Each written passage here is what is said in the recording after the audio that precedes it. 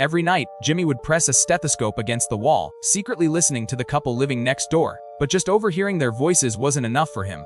So, he drilled a tiny hole in the wall and placed a hidden camera. One day, instead of witnessing something intimate, he saw a group of strangers making plans to dig a tunnel for a bank heist. That tunnel would pass directly beneath his apartment. He also watched as the gang leader brutally executed one of his own men. Jim was about to dial 911. But then, an elderly man entered the room.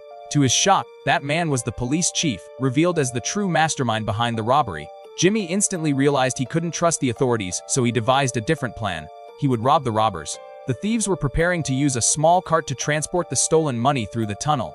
Jimmy would carve a hole in his floor, and when the cart rolled under his apartment, he'd grab the cash and seal the opening back up. Because of his difficulty moving around, Jimmy thought about asking the upstairs neighbor for help. But then it hit him. The upstairs tenant's voice was identical to the woman he had been eavesdropping on through the wall every night. That's when it became clear the gang had planted her to keep an eye on him. When a homeless woman named Lisa and her daughter showed up looking for shelter from the rain, Jimmy pitied them. He let them stay in a vacant room upstairs at a very cheap rent. But he didn't realize they were actually spies. To make sure his plan succeeded, Jimmy decided he had to deal with Lisa first. That night, he slipped sleeping pills into her and left her unconscious. He didn't kill her, because he wasn't like the criminals. As long as she stayed out of his way, tying her up would be enough. But Jimmy forgot about Lisa's daughter.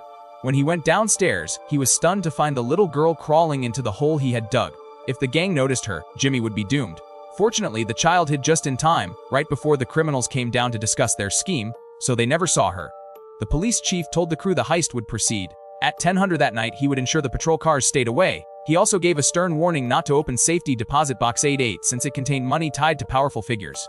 After the gang left, Jimmy quickly pulled the girl out of the tunnel. But then Lisa's phone suddenly rang. It was the gang leader calling.